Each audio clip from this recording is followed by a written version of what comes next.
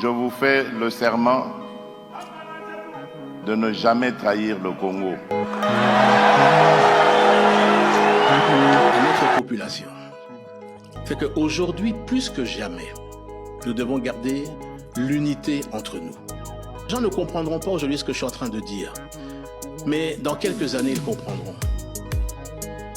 La chance que nous avons aujourd'hui, c'est d'avoir ce président, Félix Tshisekedi. Pourquoi? Parce qu'il est celui qui s'est levé contre le Rwanda, contre Paul Kagame. Ce que vous devez savoir, faire la paix, ce n'est pas une faiblesse. Non, jamais aucun Congolais digne de ces noms laissera M. Kagame arriver au bout, de sa vision. Même si les dominants l'aident, nous sommes 120 millions aujourd'hui. Je voudrais, pour conclure, adresser cette prière à toute la nation congolaise. Les ténèbres ne régneront pas toujours. Bonjour, bonsoir, bandeko. Bisika so boko landa biso esengeza vraiment makasi na bandeko nyonso. Confiance au boko pesa biso, beaucoup poussa biso toke na musala na biso liboso. Merci. Avant de continuer de na senga kabino devoir patriotique ezali ko aimer vidéo. Bo aimer vidéo massivement ndenge bo sala ka yango esalaka biso très bien bandeko na ngai. Merci mingi. Bo aimer nanu aimer makambo ko lobeza lelo ebele.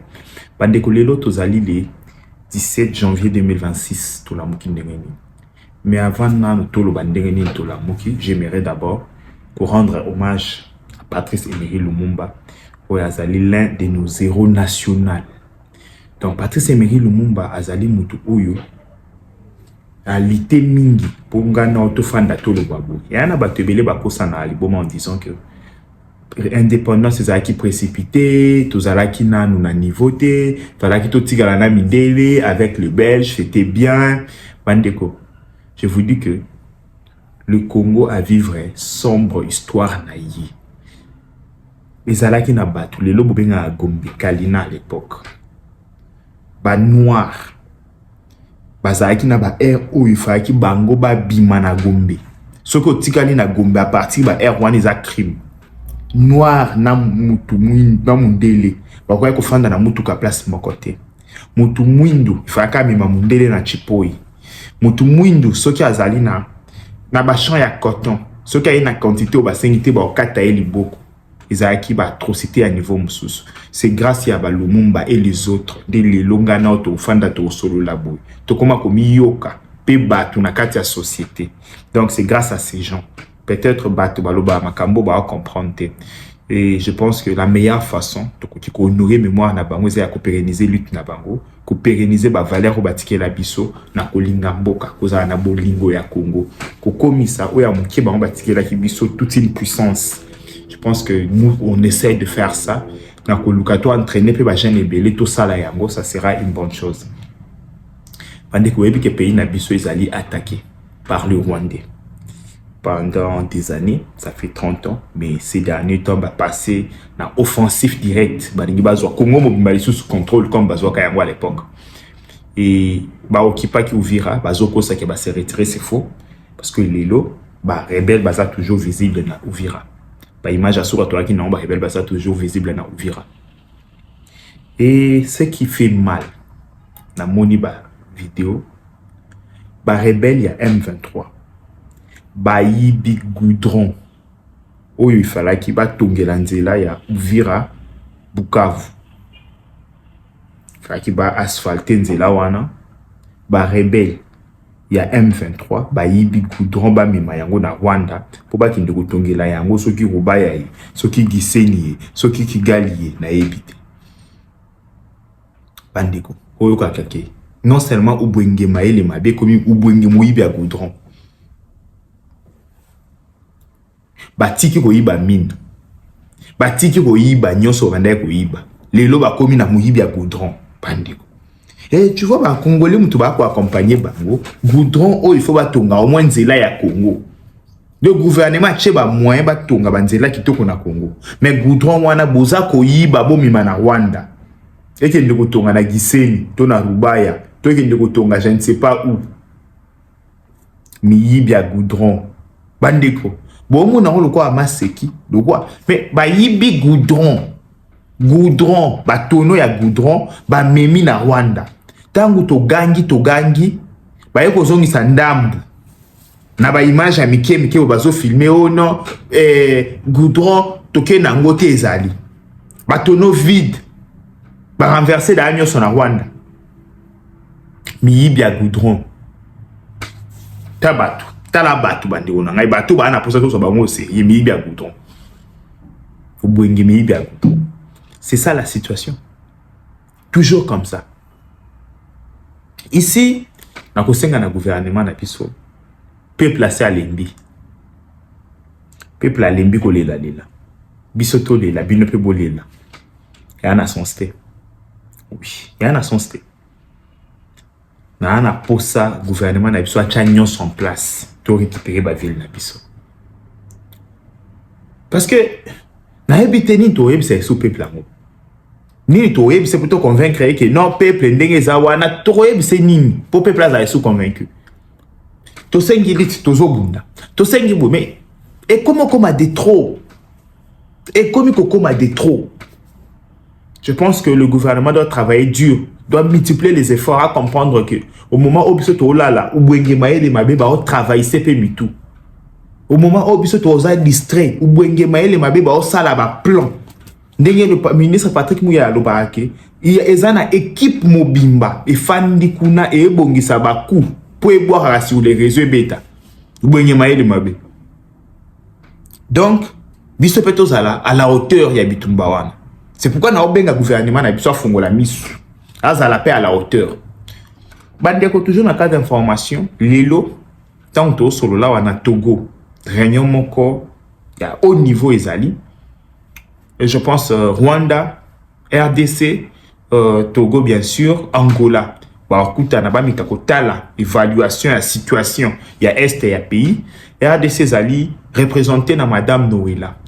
Oyo akosa musala malamu. Bandeko musuba olba mais o atakaka madame oton azanga na jeunesse na 5 minutes moko. Et donc ebele na kompe to comprendre ate. Eza pour ma casting. Mutu mususu place na yekoza na jeunesse te, yekoza na affaires étrangères.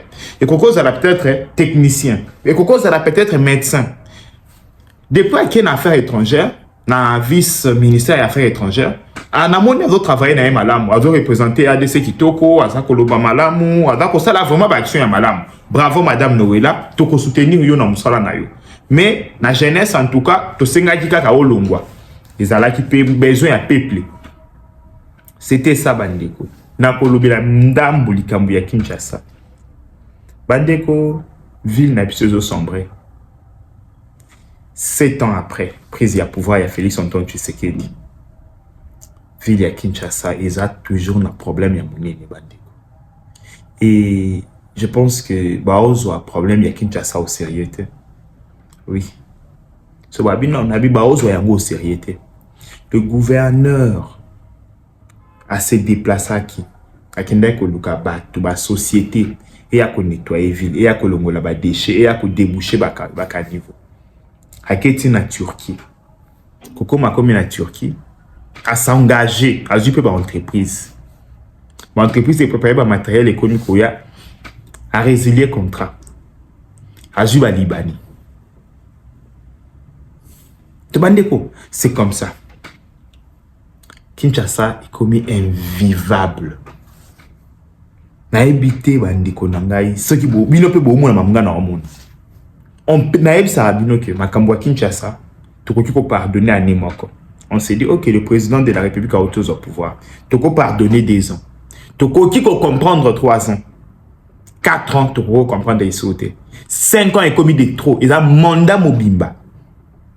6 ans le président Ouattara qui ça 7 ans il y a pas longtemps. 7 ans à pouvoir et Kinshasa situation à Kinshasa ba ozongo ka au sérieux. Na habité, qu'est-ce qui s'est fait? En fait, bon expliquer nga, ce qui Kinshasa to au sérieux. Congo na mune na on est au sérieux. Bon expliquer nga pena comprendre. Peut-être nga on s'est trompé.